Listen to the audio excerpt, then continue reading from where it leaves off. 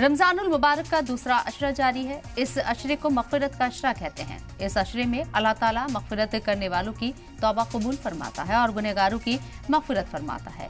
हजार काम होने के बावजूद लोग बड़ी तादाद में मसाजिद और घरों में नवाफिल नमाजों का एहतमाम कर रहे हैं।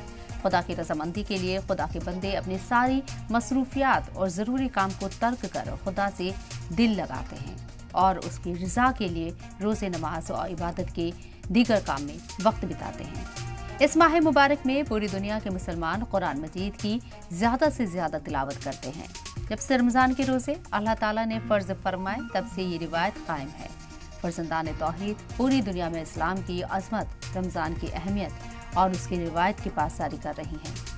इफ्तार व सहरी का एहतमाम, गरीबों की मदद, सदाक़ात व ज़कात और अतियात देना, गरीबों, मिस्कीनों और हाजतमंदों की मदद फरमाना एक ऐसी रिवायत है जो कहीं और नहीं दिखती। आज हम रमज़ान के दौरान काम और दीनी जिम्मेदारियों का मवाजना के मौजू पर उलमा-ए-कराम के साथ गुफ्तगू करेंगे।